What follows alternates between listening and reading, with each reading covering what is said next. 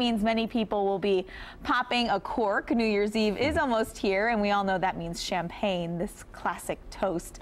Wine expert Jim Gooley is here to talk to us about the bubbly stuff, and you're an expert in this. Well, I've been doing it a long time. Yeah? And I love it. And you love it, right? There's a personal passion there. Yeah. Now, can you tell us a little bit about where champagne came from, how it was invented? Champagne, you know, there's a lot of myths about anything in the wine world, particularly when you're looking in, you know, a couple hundred years ago. So people say that in 1697, Dom Perignon, which was a monk, created champagne by accident. So he was charged by the church to figure out why the wine was stopping the fermentation. So basically what happened is in the summer, pick the grapes in the fall, it got cold in the winter, fermentation stopped. So it got stuck. So when they came out, they were trying to figure out a way. So by accident, the folklore says that the bottles exploded because of the pressure, because CO2 comes from when you're making the wine. And he tried the wine that the bottles hadn't broken, and that was the key. And it was good. He said, this is pretty good. This is pretty good.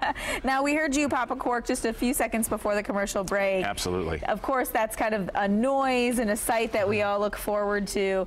But like everybody kind of also like shies away when it happens. It can come out fast, right? 40, 50 miles an hour. if you're going to shoot somebody, it's kind of like the Red Ryder rifle. You don't want to do that. You put your eye out. Yeah, so what's the safe way to do it? What do you suggest? What I just did is you take the cage and you unfoil the cage, and then you keep the cage on and turn the bottle. Okay. And just have a nice little So you don't try to pop. like flick the cork out. Don't try to do that. That's the danger. You could have broke a light in here, right? I could have broke several, probably.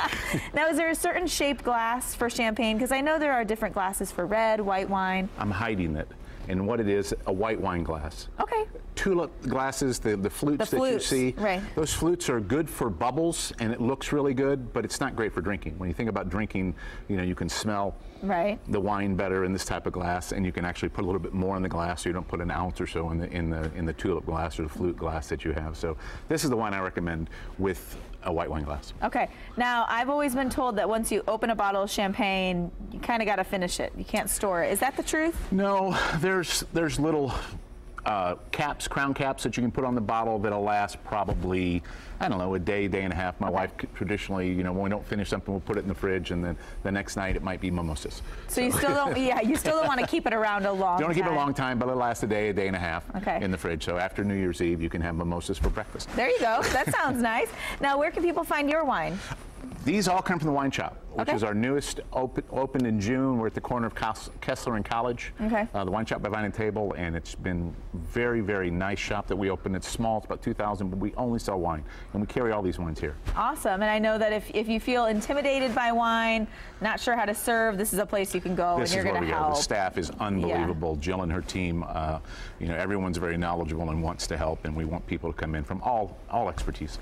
Well, as an Italian girl, you know, I'm a wine fan. I said I was a little bit, you guys are being a little mean to me today, right, as I abstain from this. But Marcus, you can come have a sip, maybe. Yeah, you want to try that real quick? Marcus, this is Schramsberg. This is the wine from California that pretty much put California wine on the map. This was served in 1972 with Richard Nixon and the Chinese at the summit, the China Summit. It's not even noon, but is it good? I'm sorry, I feel bad for you. How bad do you feel? You don't feel bad at all, do you? No. So this is Blanc de Noir. So this is a white wine from black grapes, Blanc de Noir. Very good. Well, thank you so much. Delicious. Some good information. Yeah. You got some good info for us today? Lots of cold, right? Lots of cold, right? And then we're talking about New Year's Eve, so we're going to be talking about the New Year's